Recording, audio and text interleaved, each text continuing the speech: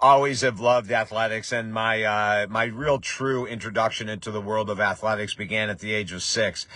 When I would sleep with my basketball in my bed every night. Of course, Mom wasn't very happy about that at all, because what basketball came dirt, but I did it anyway, and I was outrageously in love with it.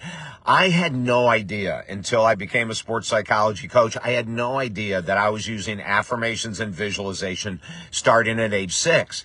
And, now when I work with younger athletes, the youngest we usually work with is 10 or 12. But, if I were to get a 6-year-old, I would be introducing them to what I used to do back at 6. And, I would lay in my bed at night with my basketball, and I'd be flipping it up in the air before I went to sleep. And I would be calling out a game that I was Walt Frazier, that I was Earl the Pearl Monroe. And it was the finals, and there was 30 seconds left. And, Earl the Pearl drives up the court, or David Essel. There were times I used my own name. Drives up the court, 2 seconds left. He lets it fly. Swish. They win the National Basketball Championship. That's at 6 years of age. I was seeing myself in that position, having no idea I was doing a professional technique that I would eventually end up teaching athletes and non-athletes for the rest of my life. It's incredible, when we sit and think back to our youth, how many times we may have been using affirmations to see ourselves as a nurse, a cheerleader, a CEO of a company. Believe it or not, I have a couple younger athletes, well, they're about 10, but they see themselves running billion-dollar companies. It's quite different than when I was 8, 10 years old and what I visualized about, right? But it was an amazing awakening for me the other day when I was working with a younger athlete, and he said to me, "When did you begin visualizing?" And I had never thought about it.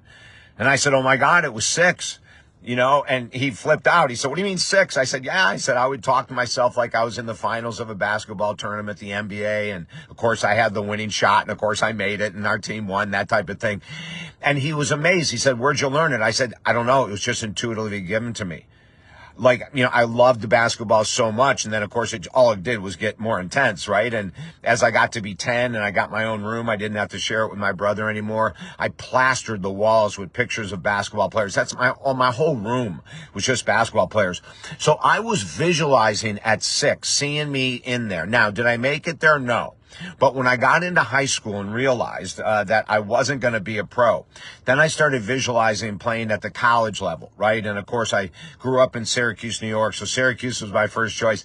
I didn't get an offer for a scholarship there. I did get an offer for a scholarship from a Division I school, and I went down and visited. And I'm really glad I went and visited, because I was almost just going to accept it because it was the only scholarship offer I got. And when I went down and met with a coach who was a great guy, he just had a completely different philosophy than I did.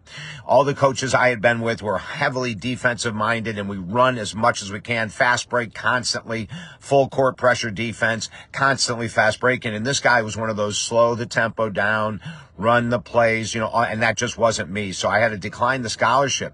But then I came back to Syracuse University, still in high school, and I started visualizing myself on Syracuse University. I started seeing myself on the bench. I started seeing myself with a jersey on, right? And all that eventually led to me having a position on the Syracuse University basketball team as a walk-on.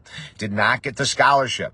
Now, after my second year, the coach, Roy Danforth, offered me a scholarship for the final 2 years.